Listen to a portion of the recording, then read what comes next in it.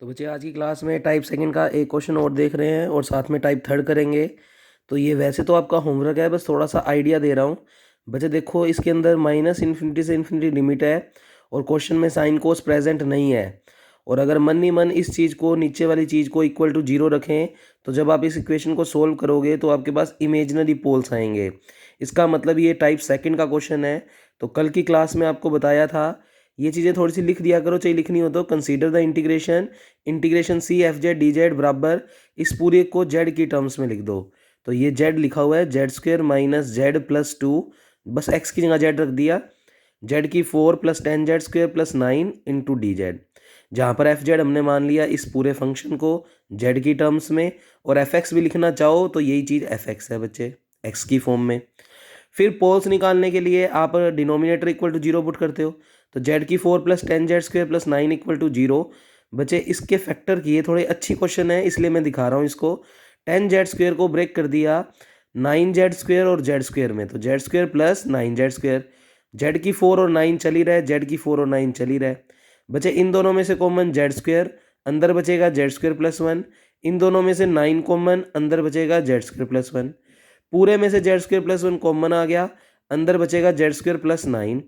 किन्हीं दो का product equal to zero, either ये जीरो और ये जीरो। तो जेड स्क्वेयर की वैल्यू आ गई -1, तो जेड की वैल्यू आ गई प्लस माइनस आयोटा। और ऐसे ही इस फैक्टर को जीरो रखोगे तो जेड स्क्वेयर इक्वल टू -9, तो Z equal two plus minus 3 iota. बच्चे इमेजनरी पोल आए हैं और आप क्लियरली देख सकते हो। हम इन टाइप के क्वेश्चन में अपर हाफ प्लेन लेते हैं, तो प्लस आयोटा और प्लस 3 आयोटा तो अंदर, और माइनस आयोटा और -3 आयोटा कर्व से बाहर। क्योंकि y की वैल्यू नेगेटिव हो गई, कल थोड़ा सा बताया था। इसको लिख सकते हो 0 प्लस आयोटा, 0 माइनस आयोटा। तो x की वैल्यू 0 और एक बार y की वैल्यू 1, और एक बार x की वैल्यू 0 और एक बार y की वैल्यू -1। क्योंकि हम अपर हाफ प्लेन ले रहे हैं तो y की नेगेटिव वैल्यू के लिए डिफाइन नहीं है, यानी माइनस वाले जो स्टेप रहेंगे वो कर्व से बाहर हो जाएंगे। अच्छा, डिग्री चेक कर लेते हैं। इस पूरे ब्रैकेट की पावर 1 है, तो ये सारे के सारे सिंपल पोल हैं। पर z इक्वल टू आयोटा और 3 आयोटा ये तो कर्व के अंदर, और माइनस आयोटा और -3 आयोटा कर्व से बाहर, और सिंपल पोल है तो सिंपल पोल वाले रेजिड्यू का फॉर्मूला लगा देंगे। अब क्योंकि टाइप सेकंड का क्वेश्चन है, तो पहले आप कॉची रेजिड्यू थ्योरम को बुलाओगे। उसी कर्व को आप डायग्राम के अकॉर्डिंग दो पार्ट्स में डिवाइड करोगे, एक तो कैपिटल सी आर कर्व और एक -R/R। जब -R/R लेंगे तो फंक्शन लेंगे एफ एक्स, क्योंकि उसमें y की वैल्यू आई नहीं दी। पर सी आर पर चलेंगे तो उसमें x और y दोनों की वैल्यूज रहेंगी, तो एफ जेड। ये कल बात मैंने डिटेल में समझाई थी, तो बच्चे इसको देखें ध्यान से। तो consider upper half plane C R which radius -R/R, वही सब कुछ लिख दिया बच्चे। आयोटा और 3 आयोटा कर्व के अंदर, माइनस आयोटा और 3 आयोटा कर्व के बाहर। कॉची रेजिड्यू थ्योरम लगा दी। इस सी कर्व को लिख दिया, एक तो सी आर, और क्योंकि सी आर कर्व ले रहे हैं तो एफ जेड डी जेड, क्योंकि एक्स और वाई की वैल्यूज रहेंगी। पर यहाँ से यहाँ कोई वाई की वैल्यू नहीं आएगी, वाई की वैल्यू आएगी 0, तो इसलिए फंक्शन लेंगे एफ एक्स डी एक्स। फिर दोनों तरफ लिमिट लगा देते हैं, लिमिट लगा दी। इधर तो लिमिट लगा दिया और इस पे आर को पुट कर दिया इन्फिनिटी, साथ में 2 pi iota summation R plus चल ही रहा है। फिर बच्चे इस स्टेप को बुला लिया। टाइप सेकंड में इसकी वैल्यू निकालते हैं, iota beta minus alpha into के का फॉर्मूला लिखवाया था, limit Z tendings to infinity Z into F Z. Z को रखा as it is. F Z तुम्हें यहाँ पर पूरा दिख नहीं रहा, जो तुमने मानना है वही रखा हुआ है, कोई खास बात नहीं है ये स्टेप, ये तुम खुद भी कर सकते हो। ऊपर से जेड की मैक्सिमम पावर 2 और बाहर आएगी तो जेड की पावर 3, और नीचे से जेड की 4 कॉमन लेंगे क्योंकि हाईएस्ट पावर जेड की 4 है। तो बच्चे ऊपर जेड क्यूब, नीचे जेड 4, कट कटाकर नीचे एक जेड बचा, उसको इन्फिनिटी रखेंगे तो 1/इन्फिनिटी कितना हो गया, 0। बस यही स्टेप किया हुआ है।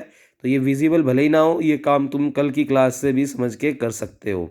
और नोट्स ले आओ बच्चे, अब फटाफट इनको पढ़ना स्टार्ट कर दो। बस वीडियो चलाओ, देखो और फटाफट इनको लर्न कर दो, जिससे पेपर अगर अप्रैल में हो जाते हैं तो आपको कोई दिक्कत ना हो। फिर limit R tendings to infinity C R F Z into D Z बराबर, के की वैल्यू 0 रख देंगे तो ये पूरा स्टेप क्या हो गया, 0। तो कुल मिलाकर इस इंटीग्रेशन की वैल्यू हो गई 0। अब रेजिड्यू निकालने हैं तो दो पे है, एक तो आयोटा पे और एक 3 आयोटा पे, दोनों के दोनों सिंपल पोल है, तो हमने निकाल दिए। Residue at Z equal to iota. तो बच्चे सिंपल पोल के लिए फॉर्मूला लिखना चाहो तो यहाँ पर लिख लेना, ये कौन से पोल है, सिंपल पोल। ऐसे ये भी कौन सा पोल है, सिंपल पोल, क्योंकि पूरे ब्रैकेट की पावर 1 थी। जिस इक्वेशन को सोल्व करते हैं उसकी पावर देख लिया करो ब्रैकेट की। तो वो 1 थी तो सिंपल पोल। तो लिमिट जेड टेंडिंग्स टू ए होता है, ए की जगह आयोटा पॉइंट है, जेड माइनस ए आयोटा रख दिया और इनटू एफ जेड। फिर नीचे वाली चीज़ के ही तो 4 फैक्टर किए थे हमने, Z plus iota, Z minus iota, इसका Z plus 3 iota, Z minus 3 iota. अब इसको क्यों नहीं लिखा? क्योंकि बच्चे सीधा लिमिट ही पुट कर देंगे, सोल्व हो जाएगा। 2 जगह लिमिट रखने पर सोल्व करना मुश्किल है। इसको क्यों ब्रेक किया? क्योंकि एक स्टेप से फिर एक स्टेप क्या हो गया? Cancel out. भाई तुमने नीचे वाली इक्वेशन को जब सोल्व किया था तो 4 रूट आए थे, तो उसमें से इक्वेशंस बनी थी तुम्हारे पास जेड स्क्वेयर प्लस 1 और Z square plus 9। Z square plus 1 को तो लिख दिया Z plus iota Z minus iota, पर जेड स्क्वेयर प्लस 9 को जेड प्लस 3 आयोटा और जेड माइनस 3 आयोटा इसलिए नहीं लिखा क्योंकि हमें लिमिट ही अप्लाई करनी है, तो 2 स्टेपों में रखने की बजाय एक में रख दें। अब जेड माइनस आयोटा से जेड माइनस आयोटा क्या हो गया? Cancel out. उसके बाद बच्चे सिंपली लिमिट अप्लाई कर दी, ये कुछ आ गया। ऐसे ही तुम 3 आयोटा के लिए निकाल लोगे, तो मैंने होल्ड कर रखा है, आप लोग इसको आराम से देख सकते हो। ये दोनों रेजिड्यू को जोड़ देंगे तो समेशन आर प्लस की वैल्यू, और फिर वो summation R plus Cauchy residue theorem में रख दो और उसका 2 पाई आयोटा से क्या कर दो? मल्टीप्लाई। और उधर चल रहा था माइनस इन्फिनिटी से infinity F X into D x, आपने एफ एक्स का मान भी रख दिया। अब की बार इवन और चेक ही नहीं कर सकते, और वैसे भी देखो अगर x के बदले माइनस एक्स रखोगे तो तुम कुछ भी ऐसे कॉमन कॉमन लेकर वापस एफ एक्स या माइनस एफ एक्स नहीं बना सकते। इसीलिए उसने इस क्वेश्चन में लिमिट भी माइनस इन्फिनिटी से इन्फिनिटी दी है, 0 से इन्फिनिटी नहीं दी, क्योंकि ये आगे इवन ओड के कंसेप्ट से सोल्व नहीं हो सकता। ये ना तो इवन फंक्शन है और ना ही ओड। तो बच्चे इसका आंसर आ गया सोल्व होकर 5π/12। अब टाइप सेकंड के 2 मोस्ट इंपॉर्टेंट क्वेश्चन है जो मैं बिल्कुल इस चैप्टर के लास्ट में करवाऊंगा। आज की क्लास में मैं नया मेथड स्टार्ट कर रहा हूँ, टाइप थर्ड। तो बच्चे टाइप सेकंड के अंदर जो था उसमें हम dx और इंटीग्रेशन को छोड़कर बाकी चीज़ को एफ जेड की टर्म्स में लिखते थे। अब टाइप थर्ड में क्या होगा? उसमें भी लिमिट 0 से इन्फिनिटी या माइनस इन्फिनिटी से इन्फिनिटी, और साइन कोस प्रेजेंट होगा। अब साइन कोस प्रेजेंट होगा तो इसमें एफ जेड मानने का तरीका बस थोड़ा सा याद रखना है, वो मैं अभी बता देता हूँ। और टाइप थर्ड में हम क्वेश्चन को सोल्व करने के लिए जॉर्डन लेमा लगाएंगे, तो वो जॉर्डन लेमा का फॉर्मूला क्या है वो भी देखते हैं। तो बस टाइप थर्ड को क्वेश्चन पेपर में देखते ही तुम्हें ये 2 बातें याद आने जानी चाहिए कि एक तो हमें इस क्वेश्चन में साइन कोस दिखेगा, तो एफ जेड मानने का तरीका थोड़ा सा डिफरेंट रहेगा, और इस क्वेश्चन को सोल्व करने के लिए हम जॉर्डन लेमा लगाएंगे। तो टाइप थर्ड को देखते हैं कैसे क्वेश्चन होंगे उसके। मोस्ट इंपॉर्टेंट है टाइप थर्ड का क्वेश्चन। टाइप थर्ड अगर समझ में आएगा तो टाइप फोर्थ फिफ्थ में ज़्यादा दिक्कत नहीं आएगी। तो वैसे टाइप थर्ड क्या है? 0 से इन्फिनिटी लिमिट, माइनस इन्फिनिटी से इन्फिनिटी लिमिट, साइन और कोस क्वेश्चन में क्या होंगे? प्रेजेंट, प्लस पोल्स कैसे ही आएंगे? इमेजनरी। यानी टाइप सेकंड और टाइप थर्ड में डिफरेंट क्या है? टाइप थर्ड में बस क्वेश्चन में साइन कोस और प्रेजेंट होगा। और फिर ये नोट लगाया हुआ है, पर पेपर में हो सकता है 2 पार्ट्स ना दे, तो मैंने वैसे लगवा दिया, in this type of question always in paired form. मतलब आपको 2 हिस्से दे रखे होंगे कि इसकी वैल्यू भी प्रूव करो और इसकी वैल्यू भी प्रूव करो, पर हो सकता है पेपर वाला चालाकी कर दे, आपको सिर्फ एक ही पार्ट दे दे। तो आपको ये कंडीशन मेनली याद होनी चाहिए। और फिर क्या लिखा? Using this question we solving this question we use Jordan lemma. इन क्वेश्चंस को सोल्व करने के लिए हम जॉर्डन लेमा की हेल्प लेंगे। किसमें? टाइप थर्ड में। तो जॉर्डन लेमा क्या कहता है कि आप किसी भी तरीके से जो भी आपको इंटीग्रेशन दिया हुआ है उसमें से f1z को छांट लो। अब f1z कैसे छांटेंगे वो क्वेश्चन से समझेंगे। f1z पे लिमिट लगा दो z टेंडिंग्स टू इन्फिनिटी, और अगर उसकी वैल्यू कितनी आती है? 0। यानी अगर टाइप थर्ड का क्वेश्चन है तो ये f1z पर लिमिट लगाने पर वो हमेशा 0 आएगा, और उसके 0 आने से आप कह सकते हो कि जब आप सी आर कर्व और ई की पावर कुछ भी होएगी वो देख लेंगे क्वेश्चन में, और ये जो f1z मानना है वो अगर रख दो और उस पर लिमिट r टेंडिंग्स टू इन्फिनिटी लगा दो, तो उसको सोल्व करने की जरूरत नहीं है, उसकी वैल्यू सीधा इक्वल टू क्या होगी? 0।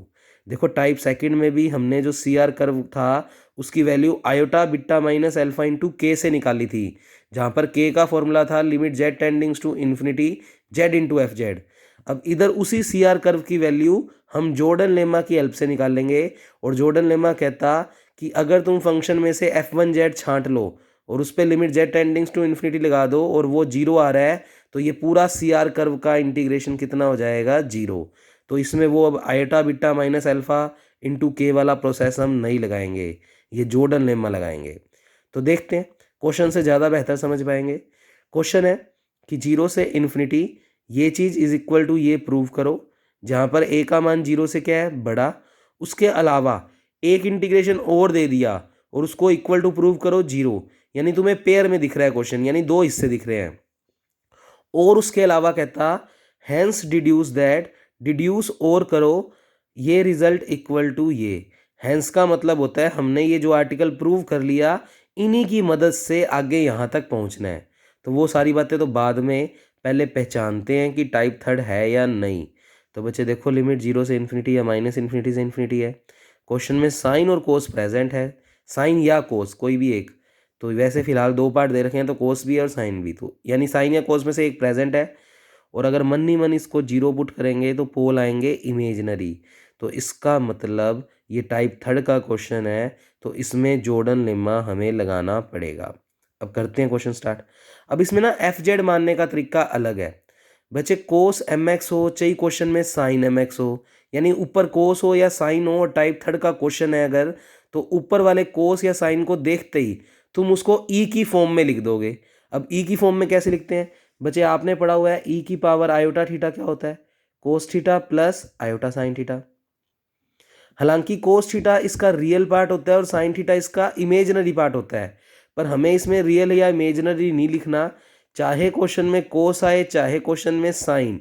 और अगर टाइप थर्ड का क्वेश्चन है तो चुपचाप कोस थीटा को लिख दोगे ई की आयोटा थीटा, चाहे साइन थीटा है तो भी उसको ई की आयोटा थीटा। और लास्ट में जाकर जब इसको ई की आयोटा थीटा को वापस ये लिखेंगे तो अपने आप ये दोनों इंटीग्रेशंस की वैल्यू आ जाएगी, वो हम कैलकुलेशन में देखेंगे। तो याद क्या रखना है टाइप थर्ड में, इसमें कोई रियल या इमेजिनरी वाला कंसेप्ट नहीं लगाएंगे, बस कोस या साइन को देखते ही उसको ई की टर्म्स में लिख देंगे। अब यहाँ पर देखो क्या है, कोस एम एक्स। तो बच्चे अगर cos M X plus iota sine M X की बात करें तो ई की पावर आयोटा एम एक्स, और जेड की फॉर्म में लिख दें तो अगर ये कोस एम जेड मान लें तो cos M Z plus iota sine M Z, तो इसको लिख देंगे ई की पावर आयोटा एम जेड। तो बस ये याद रखना है, टाइप थर्ड में कोस या साइन दिखते ही उसको ई की फॉर्म में लिख दो। तो क्या लिखता है वो, consider the integral integration C F Z D Z बराबर इंटीग्रेशन सी, यहाँ पर सी लगा लो, और बच्चे एफ जेड, इस चीज़ को एफ जेड मान रहे हैं पर जेड की टर्म्स में, कोस एम जेड को तो लिखेंगे ई की power iota M Z, sine होता तो भी ई की power iota M Z upon A square plus Z square.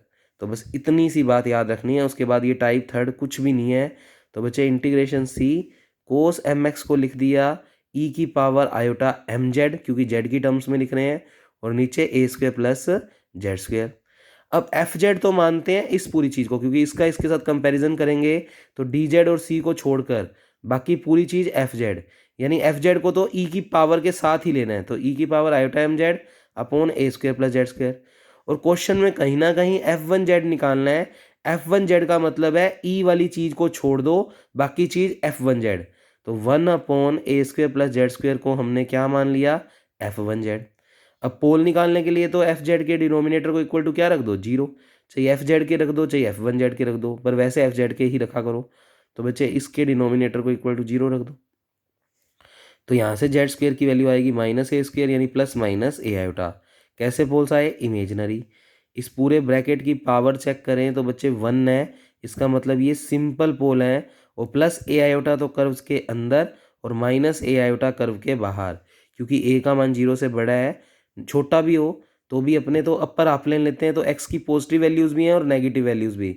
तो अपने कुल मिलाकर प्लस का ए आयोटा कर्व से क्या हो, ए का मान 0 से बड़ा है सॉरी, तो और आयोटा के साथ आ रहा है तो वाई को रिप्रेजेंट कर रहा है, और ए का मान 0 से बड़ा, और अपर हाफ प्लेन में हम वाई की वैल्यू 0 से बड़ी वाली सारी लेते हैं। तो बच्चे प्लस ए आयोटा तो कर्व के अंदर और माइनस ए आयोटा कर्व के बाहर, और सिंपल पोल है तो रेसिड्यू निकालने के लिए हम सिंपल पोल के फॉर्मूले का यूज़ कर लेंगे। अब वही बात, हम कॉशी रेसिड्यू थ्योरम बुलाएंगे, वही अपर हाफ प्लेन जो टाइप सेकंड में लिया था। तो देखते हैं, तो देखें ध्यान से, हमने वही अपर हाफ प्लेन बना दिया, प्लस ए आयोटा कर्व के अंदर माइनस ए आयोटा कर्व के बाहर, कॉशी रेसिड्यू थ्योरम को बुला लिया। तो integration C F Z D Z is equal to 2 pi iota summation R plus बचे एफ जेड सी कर्व को ब्रेक कर दिया, सी आर पे चलेंगे तो वही F Z D Z plus minus R to plus R, और इस लाइन पे चलेंगे तो F X into D X बराबर में चल रहा है 2 pi iota summation R plus. फिर लिमिट अप्लाई कर दी आर टेंडिंग्स टू इन्फिनिटी, तो यहाँ पर लग गई और यहाँ पर आर को इन्फिनिटी पुट कर दिया। बाकी स्टेप सेम है, इक्वेशन नंबर 1। फिर क्योंकि हमने देखा है टाइप थर्ड का क्वेश्चन है तो जॉर्डन लेमा से वैल्यू निकलेगी इस कर्व की, तो अब की बार टाइप सेकंड वाला कंसेप्ट नहीं लगेगा। तो F1Z पे हमने लिमिट अप्लाई करके चेक करना है कि वो जीरो आ रहा है या नहीं, हमेशा जीरो ही आएगा। तो बच्चे limit z tendings to infinity F1Z बुला लिया, limit z tendings to infinity F1Z क्या था जिसमें e की पावर नहीं आएगी, तो 1/a² प्लस जेड स्क्वायर। जब भी लिमिट टेंडिंग्स टू इन्फिनिटी हो ऊपर और नीचे से z की मैक्सिमम पावर कॉमन ले लो, ऊपर तो z की मैक्सिमम पावर कोई है ही नहीं और नीचे से जेड स्क्वायर कॉमन ले लिया, तो a² प्लस 1। जेड को इन्फिनिटी रखेंगे तो 1/इन्फिनिटी जीरो। तो ये जैसे ही जीरो आ गया तो बाय जॉर्डन लेम्मा, हमने कहा इसका मान जीरो आ गया तो बाय जॉर्डन लेम्मा क्या लिखवाया था Jordan lemma, limit R tendings to infinity integration C R E की पावर कुछ में कितना चल रहा है, ई की power iota M Z into F1Z into D Z का मान फिर कितना होगा जीरो। F1Z की वैल्यू रख दो 1/a² प्लस जेड स्क्वायर। तो ये यही नहीं बन गया क्या? तो पेपर में इतना टाइम वेस्ट करने की जरूरत नहीं है, इसको बस चेक करो, अगर ये जीरो है तो कह दो ये वाला जॉर्डन लेमा से वैल्यू कितना हो जाएगा जीरो। तो बच्चे ये फैक्टर इस केस में भी जीरो ही आ रहा है, बस इसको निकालना जॉर्डन लेमा से है। उसके बाद ये स्टेप और ये स्टेप बच गया। अब समेशन आर प्लस निकालना है, तो एक ही पोल कर्व के अंदर है तो उस पर रेजिड्यू निकाल लेते हैं। तो z equal to A iota जो कि सिंपल पोल है उस पर रेजिड्यू का सिंपल पोल का फॉर्मूला बुला लिया। एफ जेड रखते हैं यहाँ पर, F1Z नहीं रखते क्योंकि फॉर्मूला होता है z minus A F Z E की टर्म्स में होता है, बुला लिया। अब बच्चे a² प्लस जेड स्क्वायर को हमने सोल्व किया था तो z प्लस ए आयोटा z माइनस ए आयोटा तो वो रख दिया, z माइनस ए आयोटा से z माइनस ए आयोटा कैंसिल आउट। अब लिमिट अप्लाई कर दी तो z की जगह ए आयोटा रख दिया तो ए आयोटा रख दिया, नीचे भी z की जगह ए आयोटा रखेंगे तो ए आयोटा प्लस ए आयोटा। बचे iota into iota iota square, उसकी वैल्यू होती है -1, तो ई की पावर बन गई माइनस का एम में और अपोन में ए आयोटा प्लस ए आयोटा 2 ए आयोटा। क्योंकि यही हमारा समेशन आर प्लस है तो इसको मेंशन कर दिया करो, एक ही पोल होने की वजह से एक ही रेजिड्यू निकलेगा तो समेशन आर प्लस, क्योंकि दूसरा तो कर्व से बाहर है उस पर हम रेजिड्यू नहीं निकालेंगे।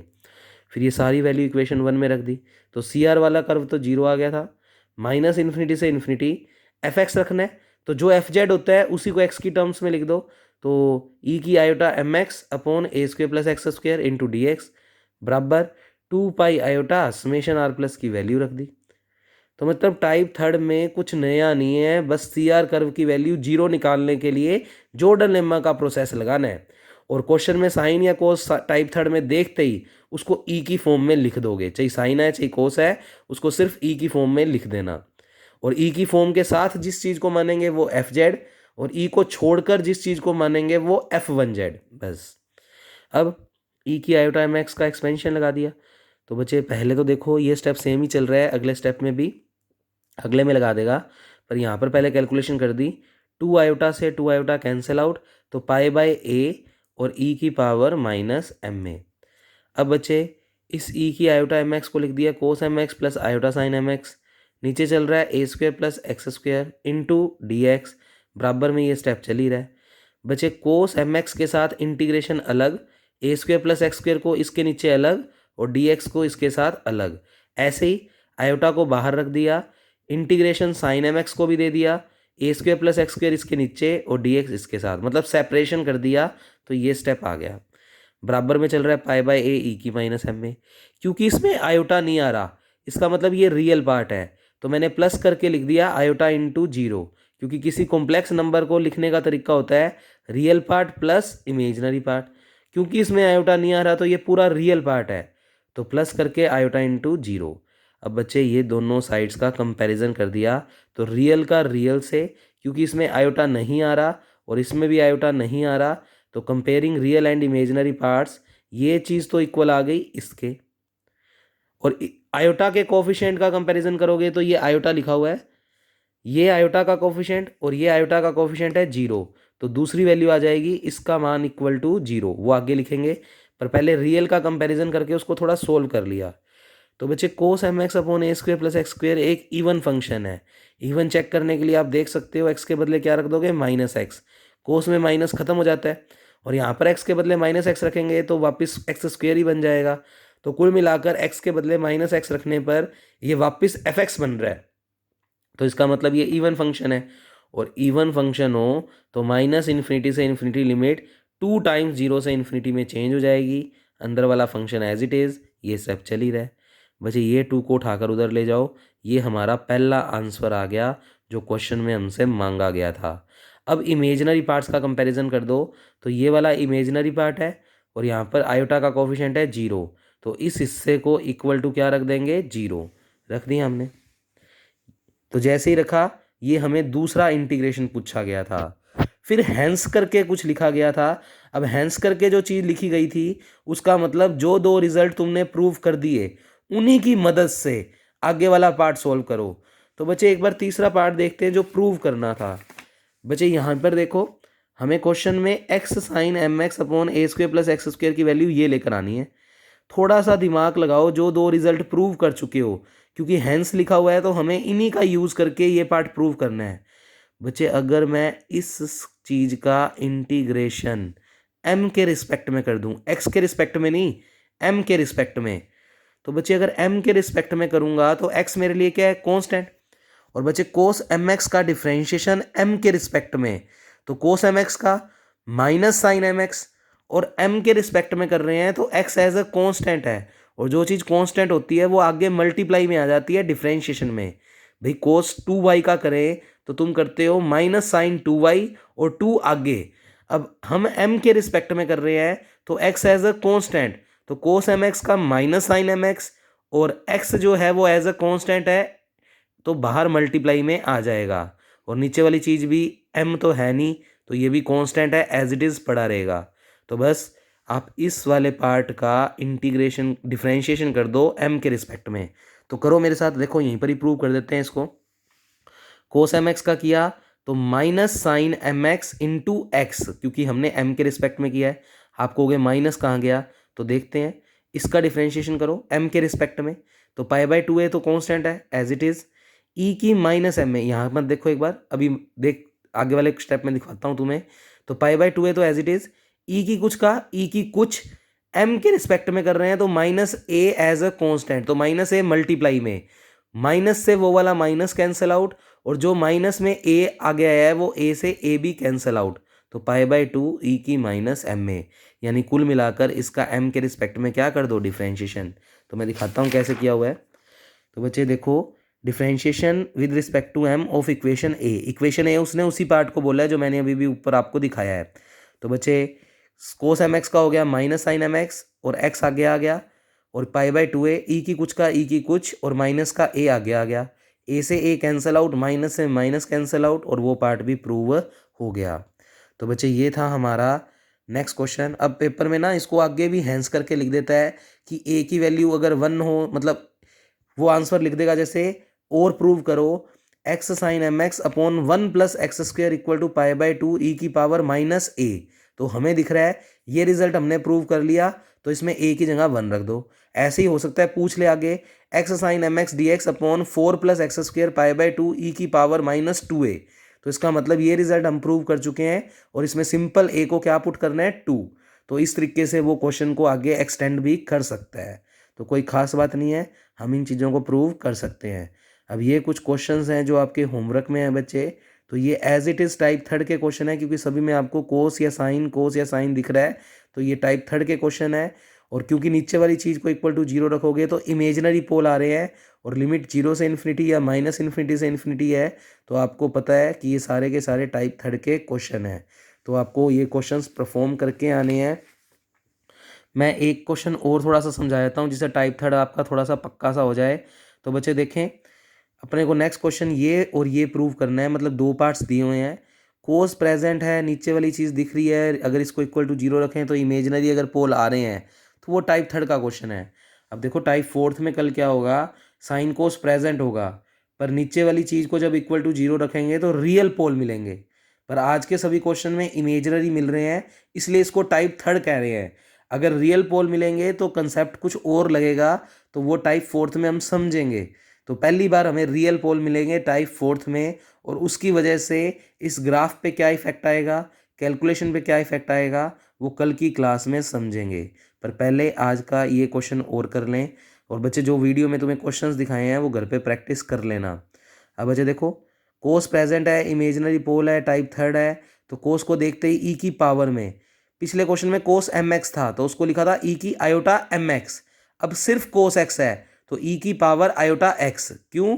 क्योंकि ई की पावर आयोटा थीटा होता है cos x plus iota sine x, और अगर हम थीटा की जगह एक्स रख दें तो ई की आयोटा एक्स होगा cos x plus iota sine x.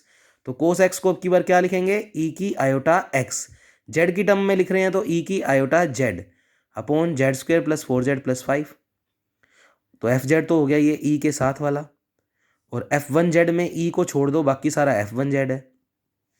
फिर पोल्स निकालने के लिए Fz के डिनोमिनेटर को इक्वल टू 0, तो Z square plus 4z+5 equal to 0। तो ये जो डार्क डार्क लिखा हुआ है वो जेड की टर्म्स है बस, और कुछ नहीं है। इसके फैक्टर हो नहीं रहे थे तो हमने वो फॉर्मूला लगा दिया, minus B plus minus under the root B square minus 4ac/2a। After solve root में -1 आता है तो आयोटा बनता है, ये आपको पता ही होगा। ऊपर से अगर 2 कॉमन ले लें, या कह दो 2 को इसके नीचे अलग, इसके नीचे अलग, तो माइनस का 2 प्लस माइनस आयोटा। अब इसको बच्चे कंपेयर करना आना चाहिए। ये एक कॉम्प्लेक्स नंबर है तो माइनस का 2 प्लस आयोटा लेंगे तो x की वैल्यू -2 और y की वैल्यू 1। और जब हम -2 माइनस आयोटा लेंगे तो x की वैल्यू -2, y की वैल्यू -1। y की वैल्यू नेगेटिव कर्व के अंदर नहीं होंगी, उसने लिख कर भी दिखाया, -2 प्लस आयोटा -2 माइनस आयोटा। और ये साइड में जो काम किया हुआ है वो यही किया हुआ है कि x की वैल्यू -2, y की वैल्यू 1, ऐसे x की वैल्यू -2 और y की वैल्यू -1। तो बच्चे हम जानते हैं, हम सिर्फ इन क्वेश्चनों में अपर हाफ प्लेन लेते हैं, तो -2 प्लस आयोटा तो कर्व के अंदर और -2 माइनस आयोटा कर्व के बाहर। तो बच्चे ये वाला तो कर्व के अंदर और ये कर्व के बाहर, क्योंकि इसमें y की वैल्यू नेगेटिव है और नेगेटिव नीचे होता है और वो हमारे पास कर्व में नहीं है। अच्छा, उसके अलावा पोल देख लो, सिंपल है कि डबल। तो बच्चे इस पूरे ब्रैकेट की पावर 1 है, तो ये दोनों ही सिंपल पोल हैं, पर यही कर्व के अंदर है तो सिर्फ इस पे रेजिड्यू निकाल लेंगे। अच्छा, फिर कॉची रेजिड्यू थ्योरम बुला ली, तो integration C F Z D Z बराबर 2 pi iota summation R plus. अब सी कर्व को वही ब्रेक कर दिया, C R F Z D Z और -r से r F X into D X. तो बच्चे ये कर दिया हमने काम। मतलब टाइप थर्ड में नया तो कुछ नहीं है, बस जॉर्डन लेम्मा से वैल्यू निकलेगी सी आर कर्व की। तो आपको स्टेप लिखे हुए मिल गए बच्चे, सी कर्व ब्रेक कर दिया, फिर दोनों तरफ लिमिट लगा दी r टेंडिंग्स टू इन्फिनिटी। इस पे मत लगा देना, ये रेडियस वाला आ रहा है और ये रेजिड्यू वाला आ रहा है, तो इसमें मत लगा देना, कहीं इसको भी r को इन्फिनिटी पुट कर दो। तो मैंने पहले वाली वीडियोज़ में तो नहीं बताया था क्योंकि जनरल सी बात थी, पर ऐसा डाउट भी कई बच्चों को आ जाता है, इसलिए मैंने बोल दिया। अब बच्चे इसकी वैल्यू निकालने के लिए, क्योंकि टाइप थर्ड का क्वेश्चन है, हालांकि आता ही 0 ही है, तो पेपर में अगर टाइम कम हो तो सीधा लिख देना बाय जॉर्डन लेमा इसका मान 0। और अगर शो करना है तो F1Z के ऊपर limit z tendings to infinity लगा दो। तो limit z tendings to infinity, F1Z था जिसमें e नहीं आता तो बुला लिया, नीचे से z स्क्वायर कॉमन लेंगे और z को इन्फिनिटी रखेंगे तो 1/∞ 0। तो बाय जॉर्डन लेमा अगर ये स्टेप इक्वल टू 0 तो ये वाले पूरे इंटीग्रेशन की वैल्यू 0। तो सी आर टाइप थर्ड में हमेशा ही 0 आएगा, याद रखना है। तो अब इतना स्टेप बच गया, समेशन आर प्लस निकालना है, तो जेड बराबर -2 प्लस आयोटा पे सिंपल पोल है तो उस पर रेजिड्यू निकाल लेते हैं। तो फॉर्मूला होता है जेड माइनस ए की जगह रखा -2 प्लस आयोटा, क्योंकि फॉर्मूले में बाहर माइनस होता है तो साइन चेंज हो गए, तो -2 तो प्लस का हो गया और आयोटा हो गया माइनस का। फॉर्मूला होता है बच्चे रेजिड्यू का, limit Z tendings to A Z minus A into F Z. तो ए की वैल्यू जब तुम ये रखोगे तो निशान के बाहर माइनस है तो चेंज हो जाएगा। अच्छा, एफ जेड रख दिया, एफ जेड तो ई के साथ होता है तो ई की iota Z upon Z square plus 4z+5। तो कई बच्चे गलती कर देते हैं, यहाँ पर F1Z लिख देते हैं, F1Z नहीं आएगा, यहाँ पर एफ जेड आएगा। फिर अब ये थोड़ी सी कैलकुलेशन इस तरीके से लिख रखी है, थोड़ा सा मैं समझा देता हूँ। ये step as it is, E की power iota Z as it is, और बचे जेड स्क्वायर प्लस 4z+5। इस इक्वेशन को सोल्व करके जो तुमने 2 रूट निकाले थे तो वही लिख दिए, तो जेड +2 माइनस आयोटा और जेड -2 प्लस आयोटा। तो जो 2 रूट आए हैं ना बच्चे, बस वो माइनस करके लिखते हैं ना, जैसे मान लो कोई क्वाड्रेटिक इक्वेशन है कोई भी क्वाड्रेटिक इक्वेशन है, पता नहीं इसके रूट क्या आएंगे। मान लो इसके रूट आ रहे हैं z इक्वल टू 1 और 2, तो इनको लिखते क्या है, 1 को इधर ले जाते हैं तो z माइनस 1 और z माइनस 2। तो जो तुमने दो रूट निकालने हैं उनको बस इधर करके ले आओ माइनस के साथ। तो ये समझने की जरूरत नहीं है, यहाँ पर तुम खुद से भी लिख सकते हो। उससे एक स्टेप से एक स्टेप क्या हो जाएगा, कैंसिल आउट, और फिर z की जगह रख देंगे आयोटा माइनस 2। तो इस z की जगह रख दिया आयोटा माइनस 2। तो ये कैलकुलेशन यहाँ ना देखकर तुम खुद से करना। तो z की जगह लिमिट पुट कर दी तो आयोटा माइनस 2 रख दिया। अब थोड़ा सोल्व करवाता हूँ। Iota into iota, iota square की वैल्यू होती है -1, और ये आयोटा जब इस 2 से मल्टीप्लाई होगा तो माइनस का 2 आयोटा। तो बच्चे ये स्टेप बना दिया। तो ये थोड़ी सी वीडियो में बच्चे ध्यान से रखना, ये इसमें देखने की जरूरत नहीं है। तो बच्चे ई की आयोटा स्क्वायर को हमने लिख दिया -1। तो पहले उसने, तुम इसको इस तरीके से करो ही मत, मेरी बात मानो। तो बच्चे इसको अगर लिखना चाहते हो तो मैं थोड़ा सा सिंप्लीफाई करके दिखा देता हूँ। इसको तुम्हें वैसे नोट्स में से देखने की जरूरत नहीं है, तो ये यहाँ की कैलकुलेशन ऐसे मत देखना, मैं तुम्हें थोड़ा सोल्व करवा देता हूँ। ई की आयोटा स्क्वायर अलग, ई की -2 आयोटा अलग। तो ये स्टेप बन जाएगा ई की आयोटा स्क्वायर इंटू ई की -2 अपॉन 2 आयोटा, और सॉरी आयोटा भी साथ में है तो ई की -2 आयोटा। फिर ई की आयोटा स्क्वायर का मान होता है -1। जैसे ही ई की -1 बनेगा तो उसको नीचे लेकर जाएंगे तो 1 अपॉन ई। तो बच्चे ये फाइनली स्टेप बन जाएगा। देखो ई की -2 आयोटा को भी नीचे ले आते हैं, ई की -1 को भी नीचे ले आते हैं, तो ये बन जाएगा 1 अपॉन 2 आयोटा। और ये स्टेप पूरा नीचे आकर बन गया ई की 2 आयोटा। या एक काम करते हैं, ई की आयोटा स्क्वायर तो -1 है, तो ई की -1 को तो नीचे ले आए तो ई। तो इस स्टेप को मैं ऊपर लिख कर दिखा रहा हूँ, कुल मिलाकर समेशन आर प्लस, क्योंकि ए की रेजिड्यू कर्व के अंदर था, ई की -2 आयोटा चलने दो, और नीचे ई की -1 को नीचे लेकर आए तो 2 आयोटा ई। बस ये याद रख लो, ठीक है। तो समेशन आर प्लस अपना ये है। अब समेशन आर प्लस की वैल्यू कॉची रेजिड्यू थ्योरम में रख दी, तो 2 पाई आयोटा इंटू ई की -2 आयोटा अपॉन 2 आयोटा ई। अब उसने क्या किया, उसने यही स्टेप रख दिया एक बार, जो ये है वो एज इट इज़ रख दिया। तो आप, अब मैं थोड़ी सी नीचे खुद कैलकुलेशन करके दिखा देता हूँ। तो बच्चे तुमने कॉची रेजिड्यू थ्योरम में वैल्यूज़ रख दी, तो -∞ से इन्फिनिटी एफ एक्स होता है यहाँ पे। तो जो तुमने एफ जेड मानना होता है उसको ही एक्स की टर्म्स में लिख देते हैं, equal to 2 pi iota into में बचे। अब तुम चलो यहीं से समझ लो, क्योंकि ये वाला काम अगर करेंगे तो लिखेंगे फिर फ़ायदा क्या है, यहीं से दिखा देता हूँ। इनमें से आयोटा कॉमन ले लिया तो ई की आयोटा अंदर बच गया आयोटा -2 अपॉन में 2 आयोटा। हालांकि ये भी लिख सकते हैं और आगे कैलकुलेशन वही आंसर आएगी, पर अब क्योंकि वीडियो में तुम देख ही रहे हो तो मैं यहीं से सॉल्व करवा देता हूँ। तो बचे 2 आयोटा से 2 आयोटा क्या हो गया, कैंसिल आउट। बचा क्या, पाई ई की पावर आयोटा ब्रैकेट में आयोटा -2। अब आगे थोड़ा सिंप्लीफाई कर देते हैं। तो एलएचएस में कोई कैलकुलेशन नहीं कर रहे, आरएचएस को थोड़ा सोल्व कर रहे हैं। पाई चल ही रहा है, ई की पावर आयोटा को अंदर भेजा तो आयोटा स्क्वायर, आयोटा को अंदर भेजा तो माइनस का 2 आयोटा। फिर ई की पावर आयोटा स्क्वायर होता है -1, और ऐसे ही ई की -2 आयोटा को अलग। पाई जो है वो सभी के साथ है, तो इसको इस तरीके से इंटू में ही चल रहे हैं, सारा स्टेप इंटू में ही है, पाई सभी के साथ लगा हुआ है। ई की -1 को नीचे ले गए तो पाई अपॉन ई, और ये चल रहा है ई की -2 आयोटा। तो कुल मिलाकर ई को इस पे अलग, इस पे अलग, ई की आयोटा स्क्वायर होता है -1, ई की -1 को नीचे ले गए तो पाई अपॉन ई की -2 आयोटा। मैंने भी यही कुछ निकाला था बच्चे, अगर तुम ये वैल्यू रख देते यहाँ पर तो 2 से 2 और आयोटा से iota cancel out, pi by E की -2 आयोटा, कहीं मर्जी से समझ लो। तो पाई बाय ई की -2 आयोटा यही बचेगा। अब बच्चे ये स्टेप में ई की आयोटा एक्स को लिख दिया cos x plus iota sine x, और यहाँ पर चली रहा है पाई बाय ई, और ई की -2 आयोटा को भी आयलर थ्योरम से लिख दिया। तो ई की माइनस आयोटा थीटा क्या होता है, cos theta minus iota sine theta. तो ई की -आयोटा 2 को क्या लिखेंगे, कोस 2 माइनस आयोटा साइन 2। थीटा की जगह 2 चल रहा है और माइनस में है तो यहाँ पर माइनस आ गया। फिर इंटीग्रेशन कोस एक्स अपॉन इस पे और डी अलग, और आयोटा बाहर, इंटीग्रेशन साइन एक्स वाले स्टेप पे अलग। ऐसे ही पाई बाई ई इसको अलग, और पाई बाई ई आयोटा वाले स्टेप के साथ अलग। अब कंपेयरिंग रियल और इमेजिनरी पार्ट, तो ये पार्ट इससे कंपेयर होगा पहला आंसर, और आयोटा का कोफिशिएंट ये, और यहाँ पर आयोटा का कोफिशिएंट ये इमेजिनरी पार्ट का कंपैरिजन, ये आंसर। तो बच्चे ये क्वेश्चंस आप कर दोगे। अब जो क्वेश्चंस होमवर्क में दिए हैं वो मैं सिर्फ तुम्हें वीडियो में दिखा रहा हूँ, उसे तुम कर देना। नोट्स में से देखने की कोई ज़रूरत नहीं है, जैसे तुम्हें करवाया गया है एज़ इट इज़ वैसे वैसे स्टेप अगर करोगे तो क्वेश्चंस हो जाएंगे। और करके देख लो बच्चों, तभी फ़ायदा होगा। तो बच्चे सब कुछ लिखा हुआ है, वीडियो दिखा दी है तुम्हें इसकी।